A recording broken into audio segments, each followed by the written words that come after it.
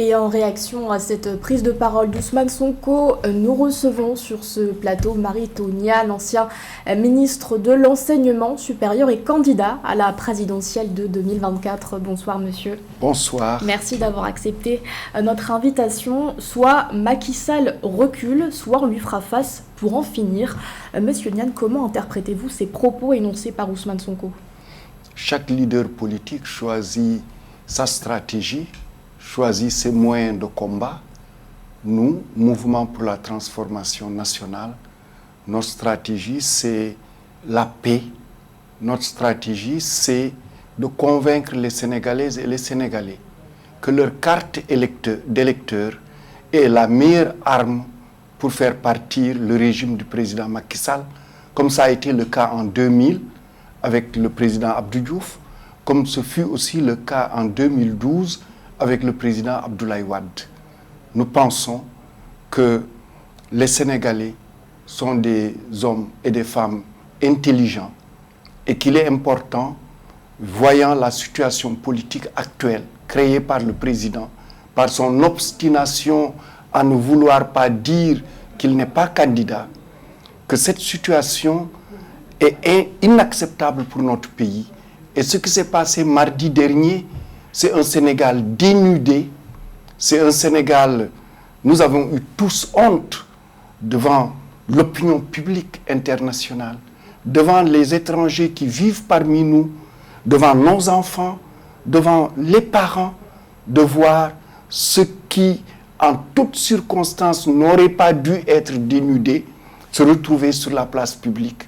Et sans aucun doute, le président Macky Sall portera une lourde responsabilité en cela. Vous avez parlé de son silence sur ses ambitions présidentielles. Pourquoi est-ce qu'il entretient ce mystère? Quand est-ce qu'il pourra briser ce silence selon vous? Vous savez, en Afrique, la parole donnée, l'éthique de la parole donnée fait partie de nos fondamentaux. On dit même avant que c'était plus important qu'un accord signé entre Africains et Européens ou entre Africains. Et quand vous voyez ces militants, ces responsables, organisés sur tout le territoire national, des meetings, des manifestations, pour dire il est notre candidat, pour dire même ce n'est plus un deuxième mandat, mais c'est un second quinquennat. Et cela veut dire quoi? Que le président s'apprête, se prépare, et sans doute pour légitimer cela, il a convoqué ce dialogue politique qui n'en est pas un. Et nous pensons, l'intérêt des Sénégalais aujourd'hui, c'est leur vie quotidienne. Justement, ce dialogue politique, c'est pour jouer la carte de l'apaisement, selon vous? C'est pour ça que vous avez décidé de ne pas y participer? Vous savez, nous avons dit non parce que nous pensons que le préalable au dialogue politique, c'est de dire publiquement, le président Macky Sall dit publiquement que le 25 février, il ne sera pas candidat. S'il le fait, évidemment, il y aura un apaisement et je pense que beaucoup de personnes pourront participer au dialogue politique. Aujourd'hui, ceux qui y participent, ce sont les éclopés de Macky Sall, c'est-à-dire les personnes qui ont été sanctionnées par le président Macky Sall et qui ont besoin qu'il les sauve pour qu'ils puissent se présenter. Donc vous êtes d'accord avec les propos d'Aminata Touré, c'est une manœuvre politique? Pour moi, c'est une simple et pure manœuvre politique pour légitimer sa candidature. Parce que lorsqu'il aura permis à ces messieurs à qui il avait interdit d'être candidat de se présenter, eux-mêmes fermeront les yeux pour légitimer sa troisième candidature. Le porte-parole de la présidence, Yoro Dia, a indiqué que ce ne sera pas qu'un dialogue électoral. Concrètement, ça veut dire quoi? Quel est l'enjeu de ce dialogue? Vous savez, le dernier dialogue avait été intitulé un dialogue politique. On y a parlé d'économie, on y a parlé de social, mais en réalité, c'était rien d'autre qu'une manière d'envelopper, d'embellir cela. Et je pense que ce sera la même chose, parce que M. Yoro Dia, je crois, a eu à dire, et il faudra qu'il s'en explique, que le président Macky Sall ne peut pas et ne devrait pas avoir un troisième mandat.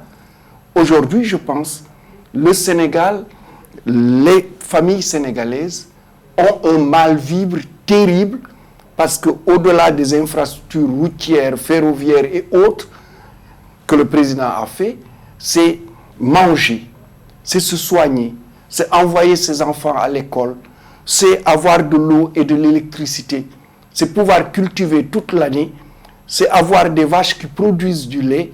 C'est ça aujourd'hui qu'ont envie les Sénégalaises et les Sénégalais. Et ce n'est pas ce que leur offre le président de la République. Ancien ministre, vous avez officialisé votre candidature à la présidentielle en mars 2023, et ce après avoir démissionné de la présidence du conseil d'administration de Petrosen. Vous avez aussi créé votre parti, le Mouvement pour la transformation nationale. Pourquoi avoir pris vos distances avec le pouvoir? Très simplement, c'est ce que tout le monde constate, la perte des valeurs. Nous sommes dans une situation d'hésitation du président de la République, de tenir sa parole. C'est le fait que nous sommes dans le monde de la connaissance et qu'aujourd'hui au Sénégal, mais je ne dirais pas seulement le Sénégal, c'est toute l'Afrique, où la connaissance, la science, la technologie, l'innovation ne sont pas promus et pris en compte. Et enfin, c'est la paix. On ne peut rien développer sans la paix. Et c'est pourquoi nous avons construit un programme autour du bien-être des populations et autour de 4 piliers: les accès universels, l'alimentation, l'emploi et l'industrialisation. Donc ce sont les piliers de votre programme en tant que candidat. Exactement. Et le cadre de vie. Les accès universels, c'est l'école, c'est la formation professionnelle, c'est l'alphabétisation des populations, c'est l'accès à l'eau, l'électricité et l'Internet, c'est la santé pour tous et l'équité sanitaire, et en même temps l'accès à l'habitat et la modernisation du village. L'alimentation, c'est amener 12 mois sur 12 l'eau au niveau des campagnes et permettre une agriculture diversifiée.